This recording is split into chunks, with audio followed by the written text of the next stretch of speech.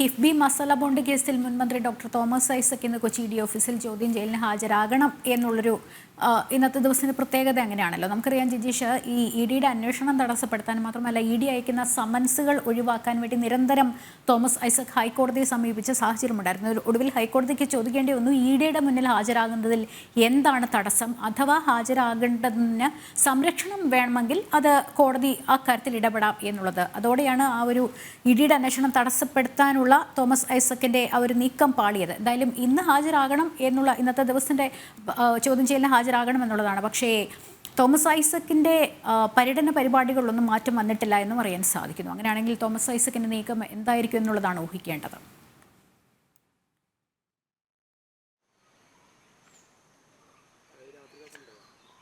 Lakshmi, doctor Thomas Isaac മുൻ ധനമന്ത്രി ഇന്ന് കിഫ്ബി മസാല ബോണ്ട് ഇടപാടുമായി ബന്ധപ്പെട്ട അന്വേഷണത്തിന്റെ ഭാഗമായി ഇന്നും ഹാജരാകാതിരിക്കാൻ തന്നെയുള്ള ഒരു സാധ്യതയാണ് ഈ ഘട്ടത്തിലും കാണാൻ കഴിയുന്നത്. കാരണം എല്ലായ്പ്പോഴും ചോദ്യം ചെയ്യലിൽ നിന്ന് ഒളിച്ചോടുകയായിരുന്നു ഡോക്ടർ തോമസ് ഐസക് ചെയ്തിരുന്നത്. തുടക്കം മുതൽ, അതായത് 1.5 വർഷം മുമ്പ് ആദ്യം തോമസ് ഐസക്കിന് സമൻസ് ലഭിക്കുന്നു. ആ സമൻസിന് മറുപടിയായി അല്ലെങ്കിൽ അതിനെ നിയമപോരാട്ടത്തിലൂടെ തടയാനായിരുന്നു തുടക്കം ശ്രമിച്ചത്. അവിടെ പറഞ്ഞിരുന്നത് തന്റെ വ്യക്തിഗതമായ വിവരങ്ങൾ തിരക്കുന്നു, തന്റെ വ്യക്തിവിവരങ്ങൾ തിരക്കാൻ എൻഫോഴ്സ്മെന്റ് ഡയറക്ടറേറ്റിന് അധികാരമില്ല, അതുകൊണ്ട് തന്നെ വ്യക്തിവിവരങ്ങൾ തിരക്കിയുള്ളതാണ്, മറിച്ച് ഈ കിഫ്ബിയുമായി ബന്ധപ്പെട്ട ഒരു വിവരവും തിരക്കാനല്ല തന്നെ വിളിപ്പിക്കുന്നത് എന്ന് ചൂണ്ടിക്കാണിച്ചായിരുന്നു. സ്വാഭാവികമായും അത്തരമൊരു പരാതി വന്നപ്പോൾ കോടതി ആ ഒരു സമൻസ് താൽക്കാലികമായി റദ്ദാക്കി, അല്ലെങ്കിൽ വ്യക്തിഗത വിവരങ്ങൾ തിരക്കിയുള്ള സമൻസ് ആവശ്യമില്ല എന്ന് ചൂണ്ടിക്കാണിച്ചു. നിങ്ങൾക്ക് അന്വേഷണവുമായി ബന്ധപ്പെട്ട കാര്യങ്ങളുമായി മുന്നോട്ട് പോകാമെന്ന് വ്യക്തമാക്കി. അവിടെയാണ് കൃത്യമായ കോടതിയുടെ നിർദ്ദേശപ്രകാരം തന്നെ തുടർന്ന് വീണ്ടും സമൻസ് അയക്കുന്നു. അങ്ങനെ സമൻസുകൾ നിരവധി, കഴിഞ്ഞ ജനുവരി മാസത്തിൽ മാത്രം 2 സമൻസുകളാണ് ഡോക്ടർ തോമസ് ഐസക്കിന് ലഭിച്ചത്.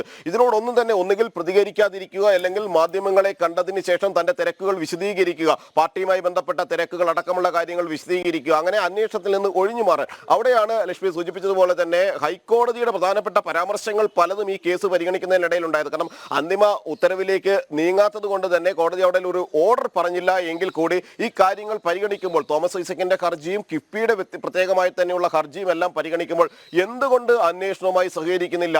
അവിടെ എൻഫോഴ്സ്മെന്റ് ഡയറക്ടറേറ്റ് നടത്തുന്നത് പ്രാഥമിക അന്വേഷണമല്ലേ? വിദേശ നാണ്യ വിനിമയ ചട്ട ലംഘനങ്ങളുമായി ബന്ധപ്പെട്ടുള്ള ഫെമ നിയമ ലംഘനങ്ങളുമായി ബന്ധപ്പെട്ട അന്വേഷണമല്ലേ നടക്കുന്നത്?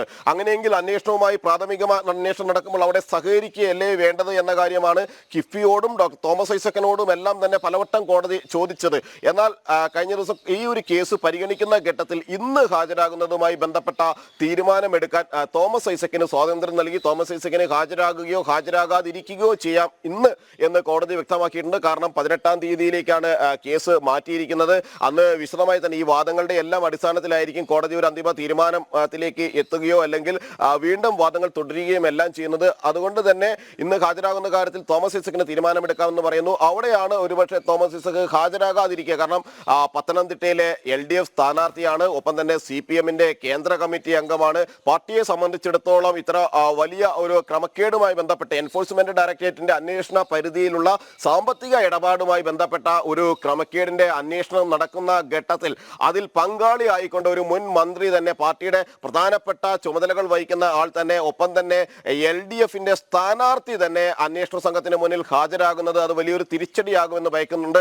എന്നാൽ മറുഭാഗത്ത് എന്താണ് എന്ന് കരുതുമ്പോൾ തുടർച്ചയായി ഇത്തരത്തിൽ വിളിക്കുമ്പോൾ വരാതിരിക്കുകയും നിസ്സഹകരിക്കുകയും ചെയ്യുന്നത് ഹൈക്കോടതിയിൽ നിന്ന് വിമർശനങ്ങൾക്കോ അല്ലെങ്കിൽ എതിരായ രൂക്ഷമായ പരാമർശങ്ങൾക്കോ ഇടയാക്കുമെന്ന കാര്യം തോമസ് ഐസക് ഭയക്കുന്നുണ്ട്. കാരണം കഴിഞ്ഞ ദിവസം പറഞ്ഞിരുന്ന ഒരു കാര്യം എന്ന് പറയുന്നത് ആദ്യം കിഫ്ബി ഉദ്യോഗസ്ഥർ ചോദ്യം ചെയ്യലിന് ഹാജരാക്കട്ടെ. തോമസ് ഐസക് പറഞ്ഞതും അത് തന്നെയായിരുന്നു. കിഫ്ബി ഉദ്യോഗസ്ഥർ തന്നെ ചോദ്യം ചെയ്യുമ്പോൾ തന്നെ ഇതുമായി ബന്ധപ്പെട്ട പ്രധാനപ്പെട്ട വിവരങ്ങൾ എല്ലാം അന്വേഷണ സംഘത്തിന് ലഭിക്കും. താൻ ഇതിലൊരു ഇടപാടുകാരനെ എല്ലാം, മറിച്ച് നിരവധി ആളുകൾ ഒരുമിച്ചെടുത്ത ഒരു തീരുമാനമാണ് ഈ കിഫ്ബി മസാല ബോണ്ട് ശേഖരിക്കുക എന്നതടക്കമുള്ള വിദേശത്ത് നിന്ന് പണം ശേഖരിക്കുന്നതുമായി ബന്ധം മസാല ബോണ്ടിലൂടെ പണം ശേഖരിക്കുന്നത് സംബന്ധിച്ച് തന്റെ ഒറ്റയ്ക്കുള്ളൊരു തീരുമാനമായിരുന്നില്ല, അത് സർക്കാർ തലത്തിലുള്ള എടുത്ത തീരുമാനമാണ്. അതുകൊണ്ട് തന്നെ കിഫ്ബി ഉദ്യോഗസ്ഥരെ ചോദ്യം ചെയ്യുമ്പോൾ തന്നെ എൻഫോഴ്സ്മെന്റ് ഡയറക്ടറേറ്റിന് ലഭിക്കാനുള്ള മറുപടികൾ അല്ലെങ്കിൽ അവരുടെ സംശയങ്ങൾ അവിടെ മാറിക്കിട്ടും എന്ന കാര്യം പറഞ്ഞു. അങ്ങനെയാണ് കോടതി ഒരു കാര്യം വ്യക്തമാക്കിയത്. എന്നിട്ടും അവരുടെ സംശയം മാറിയില്ല എങ്കിൽ അവർ വീണ്ടും ചോദ്യം ചെയ്യാൻ വിളിപ്പിക്കുമ്പോൾ അല്ലെങ്കിൽ അതുമായി അന്വേഷണവുമായി സഹകരിക്കണം. കിഫ്ബി ഉദ്യോഗസ്ഥരെ ചോദ്യം ചെയ്തതിനു ശേഷവും തോമസ് ഐസക്കിനെ തന്നെ ചോദ്യം ചെയ്യണമെന്ന് അന്വേഷണ സംഘത്തിന് തോന്നുകയാണെങ്കിൽ അന്വേഷണവുമായി ഹാജരാവുകയും ഒപ്പം തന്നെ സഹകരിക്കുകയും അല്ലേ വേണ്ടത് എന്ന കാര്യം കോടതിയും ചൂണ്ടിക്കാണിച്ചു. അവിടെയാണ് ഇപ്പോൾ എൻഫോഴ്സ്മെന്റ് ഡയറക്ടറേറ്റ് ഒരു കാര്യം വ്യക്തമാക്കുന്നത്. ഈ അന്വേഷണ ഉദ്യോഗസ്ഥരെ രണ്ടുപേരെ തങ്ങൾ ചോദ്യം ചെയ്തു, എന്നാൽ അതിൽ നിന്ന് തങ്ങൾക്ക് പ്രധാനപ്പെട്ട വിവരങ്ങൾ ലഭിച്ചിട്ടില്ല. അതുകൊണ്ട് തന്നെ തോമസ് ഐസക്കിനെ ചോദ്യം ചെയ്യുക എന്നത് ഏറ്റവും പ്രധാനമാണ് എന്ന് വ്യക്തമാക്കിക്കൊണ്ട് തന്നെയാണ് ഒരിക്കൽ കൂടി, അതായത് ആറാമതൊരിക്കൽ കൂടി സമൻസ് നൽകുന്നത്. അവിടെ ആ ഒരു ഘട്ടത്തിൽ തുടർച്ചയായി ഇത്തരത്തിൽ ചോദ്യം ചെയ്യലിന് എത്താതിരിക്കുക, അവിടെ ദുരൂഹതകൾ ഏറെ ബാക്കി വെച്ചുകൊണ്ട്, അല്ലെങ്കിൽ തോമസ് ഐസക്കിന്റെ ഭാഗത്തു നിന്ന് തെറ്റുകൾ ചോദ്യം ചെയ്യൽ തുടർന്നു കഴിഞ്ഞാൽ സ്വാഭാവികമായും താൻ പെട്ടുപോകുമെന്ന ഒരു ഭയം തോമസ് ഐസക്കിനെ വലിയ തോതിൽ പിടികൂടിയിരിക്കുന്നു എന്നെല്ലാമുള്ള സംശയങ്ങൾ കൂടുതൽ ജനിപ്പിക്കുന്ന വിധത്തിൽ തന്നെയാണ് തോമസ് ഐസക്കിന്റെ പ്രതികരണങ്ങൾ ഉണ്ടാകുന്നത്. അതുകൊണ്ട് തന്നെ ഇന്ന് തെരഞ്ഞെടുപ്പ് പ്രചാരണങ്ങൾക്കിടയിൽ